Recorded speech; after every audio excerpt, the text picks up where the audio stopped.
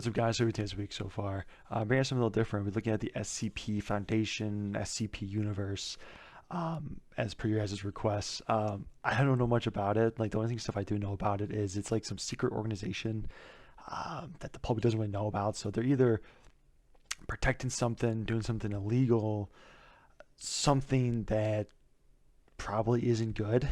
Because normally when there's a secret organization that the public doesn't know about, there tends to be something dangerous or something that just should not be known by the general public. It might be a little sketchy. I don't know.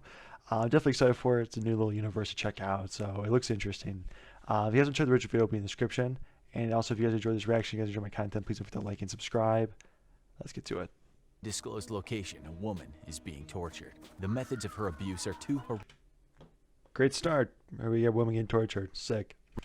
horrific to be described, and her torturers are death row prison inmates, the absolute worst of the worst. This woman's torture is constant, and procedures are put into place to make sure she never becomes accustomed to the pain. If ever her torturers express sympathy toward their victim, their superiors will have them removed and replaced. If they try to rescue her or put her out of her misery, they themselves will be shot without hesitation. The woman being tortured is known only as SCP-231-7, and worst of all, she's pregnant. The cause of her eternal torture? The SCP Foundation. And you'll be shocked to learn These guys are assholes. What the We're 38 seconds in. Holy shit. These guys suck. that when all is said and done, these are the good guys. Because if they ever stop their brutal treatment of SCP-231-7, a treatment codenamed Procedure 110 Montauk, she'll give birth to a creature that will destroy the world as we know it. This is just one of the many examples of the objects and entities under the watchful eyes of the SCP Foundation. I'm already A confused. mysterious The word cut there, guys. There was an ad there, so my apologies. Also, sorry about all the stops already. It's just like there's a lot to take in. So my apologies. We're gonna stop pausing so much. I'm gonna stop pausing so much. Let's just continue. greater good by any means necessary, and we do mean any. What you're about to hear is above classified, and be warned, what is heard can never be unheard, unless of course the Foundation gets its hands on you. So what is the SCP Foundation? In the most basic sense, the group's mission statement is right there in the SCP acronym. Secure, contain, protect. It's the task of the Foundation to, in their own words, contain anomalous objects, entities, and phenomena.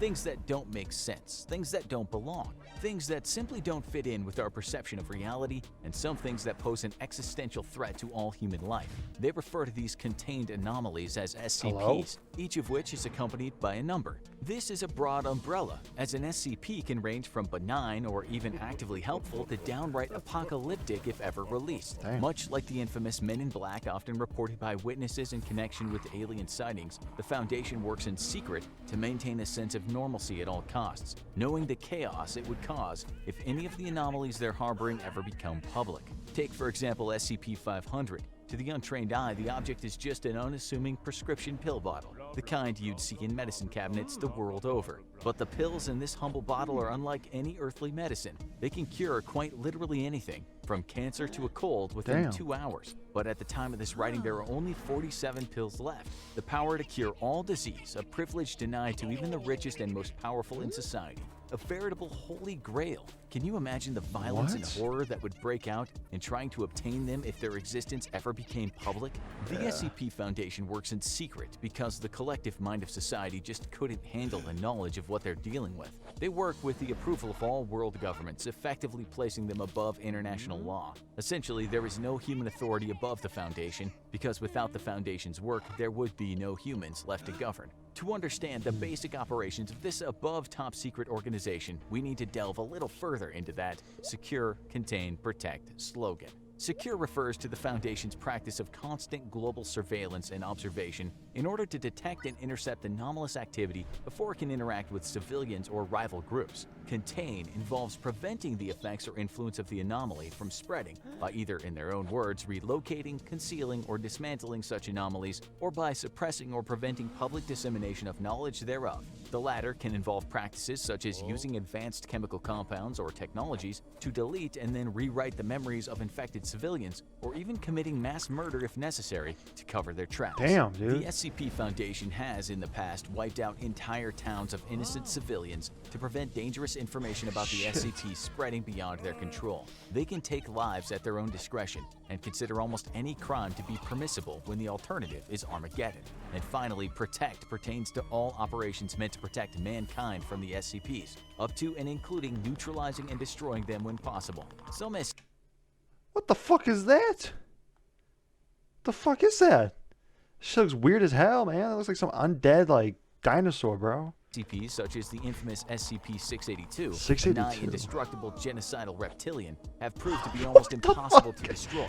Research is ongoing in many Genocidal cases as the reptilian, Foundation okay. explores any and all possible methods of reducing the threat of more dangerous SCPs. In order to help them categorize the thousands of strange and horrifying anomalies under their watch, the Foundation has created a system that organizes the SCPs based on the difficulty of containing them. The first of the primary object classes is Safe, pertaining to SCPs that require little, if any, resources to safely and properly contain.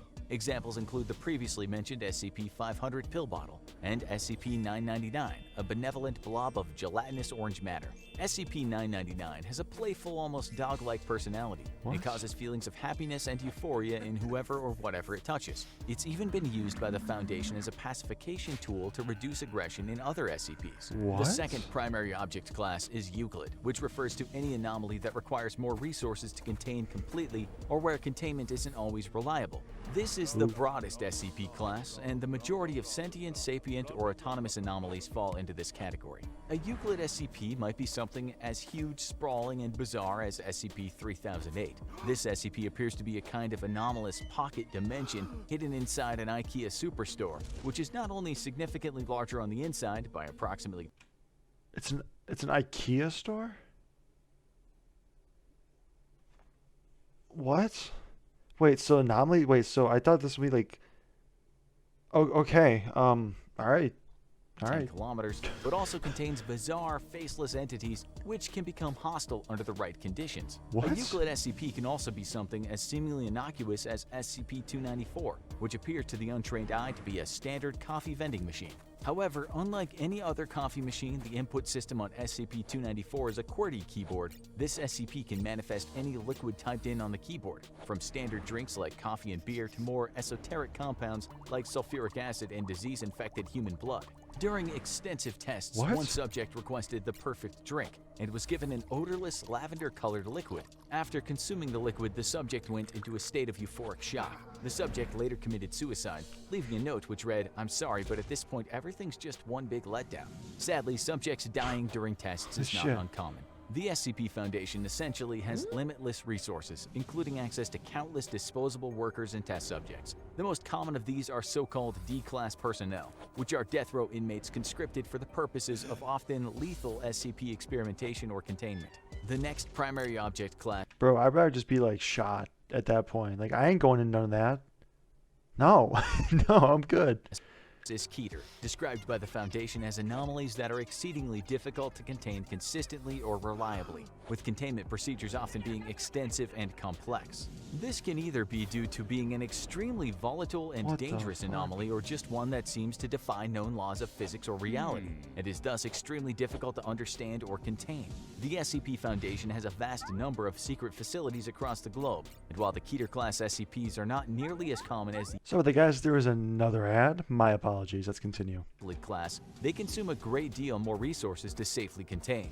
One particularly terrifying Keter-class SCP is 354. SCP-354, colloquially known by the Foundation employees as the Blood Pond. This SCP is a large pool of non-biological red liquid discovered in North Canada that appears to be a kind of interdimensional primordial soup.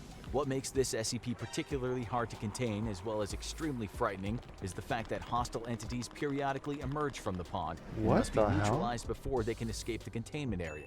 These entities have included a floating black sphere that can fire concentrated beams of deadly radiation, a 15-foot tall reptilian humanoid that seemed immune to gunfire, and a homicidal metallic humanoid nicknamed the Terminator by Foundation personnel. The most Nice. highly classified primary object class of all is Thaumiel, which consists of SCPs used to contain other SCPs. This can range from SCP-7000-J, a book of Latin incantations bound in dinosaur skin that can summon various other entities, all the way to SCP-4006, which is the entire state of Massachusetts. What the? Thaumiel-class SCPs are the most bizarre and esoteric of the anomalies dealt with by the Foundation, but thankfully, Okay. they often pose less of an active threat than many of the Euclid or Keter-class SCPs. Finally, as mentioned earlier, sometimes the SCP Foundation deems an anomaly too dangerous to contain and just needs to destroy it entirely. A terrifying example of a neutralized SCP and a perfect illustration for just how strange and abstract the anomalies dealt with by the Foundation can be is SCP-4991. This SCP manifested as a series of bizarre posts across a number of websites about an apocalyptic event that seemed to be occurring on a different layer of reality, and seemed to indicate that a kind of deadly parasitic and carnivorous insect was spreading like wildfire across the globe, causing death and destruction in their wake. The SCP Foundation neutralized SCP-4991 by tracking down, containing, and erasing all infected posts across the internet before it could spread too far. Who knows what would have happened if the Foundation hadn't intervened? As is often the case with SCPs, it's probably best just not to think about it. The actual structure of the SCP Foundation is surprisingly transparent, with personnel classification levels ranging from Class A to Class E. Class A personnel are considered vital to the strategic operations of the Foundation, and therefore are not allowed to be in direct contact in any way with any of the SCPs due to potential risks. Class B personnel are vital to local Foundation operations on SCP test sites and are Okay. only permitted to be in contact with SCPs deemed to be relatively safe. Class C personnel are field agents that have far more direct contact with the SCPs and often put themselves at great risk in doing so.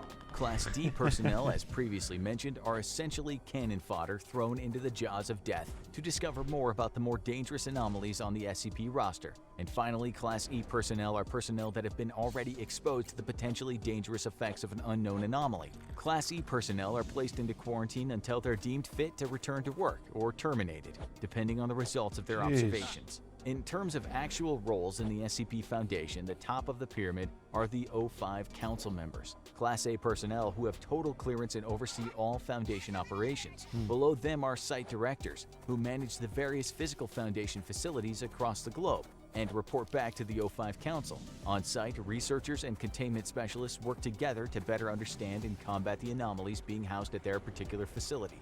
They're kept safe by the hard work of veteran security and tactical response officers ready to lay down their lives to prevent more dangerous SCPs from ever escaping and reaching developed areas. In the event that an SCP does breach containment and escape, or a new one is discovered, field operatives are dispatched by the Foundation to get the situation under control. These will consist of field agents who already operate across the globe and specialized mobile task force operatives.